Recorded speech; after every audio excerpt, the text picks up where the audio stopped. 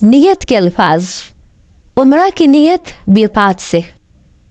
میقات وہ جگہ ہے، وہ مقام ہے جس سے آگے حاجی یا عمرہ کرنے والا احرام کے بغیر نہیں گزر سکتا، نہیں جا سکتا. یعنی جس کو بھی حج کرنا ہے یا عمرہ کرنا ہے اس کے لیے ایک باؤنڈری ہے، اس کو جب کراس کرے تو اس سے پہلے وہ حالت احرام میں ہو. وہاں پہنچ کر کانشیسلی پراپرلی نیت کرے کن الفاظ کے ساتھ؟ اللہم لبیک عمرتن، اے اللہ میں عمرہ کے لیے حاضر ہوں. اللہم لبیک عمرتن کہیے.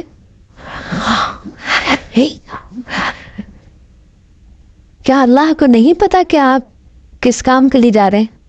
پھر کیا ضرورت ہے کہنے کی؟ انسان جب اپنے دل کی بات کو زبان پر لاتا ہے اور زبان پر لا کر اس کو ادا کرتا ہے تو اس بات میں جان پڑ جاتی ہے.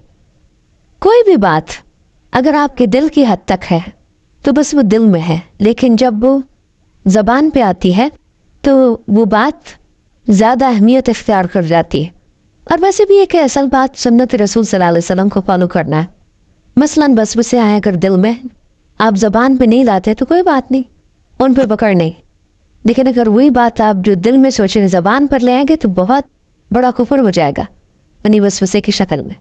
اسی طرح اگر آپ کے دل میں کسی کے بارے میں بدگمانی آ گئی، برا خیال آ گیا، تو آپ اس کو چٹک دیتے ہیں ادھر ہی، منہ پہ نہیں لاتے، کوئی بات نہیں، اللہ تعالیٰ معاف کر دے گا. لیکن اگر آپ اس کو کسی سے بھی کر دیتے ہیں تو کیا ہوگا؟ لکھا جائے گا، پکڑ ہوگی.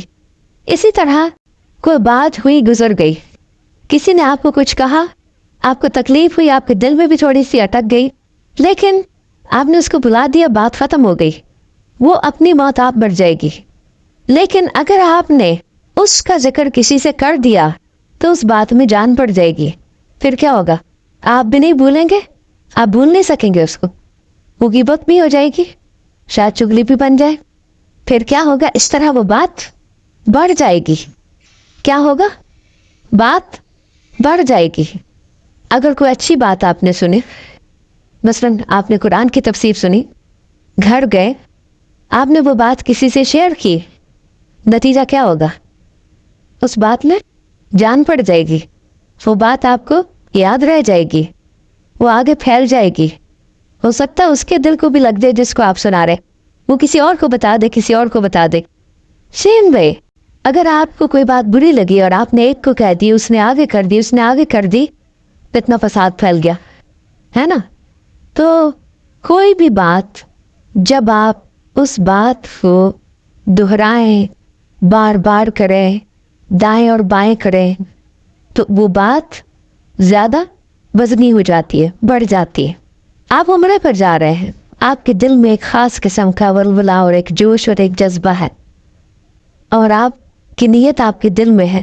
لیکن جب آپ وہ نیت زبان سے کہتے ہیں تو اس وقت گویا آپ اپنے رب سے بات بھی کر رہے ہیں، اس شوق کا زبانی اظہار کر رہے ہیں. اس سے آپ کے عمل میں اور زیادہ تقویت ہو جائے گی، قوت آ جائے گی. اسی طرح حج کی نیت بھی میقات سے کریں گے. کیسے؟ اللہم لبیک حجن، اے اللہ میں حج کے لیے حاضر ہوں. دہرائیے، اللہم لبیک حجن.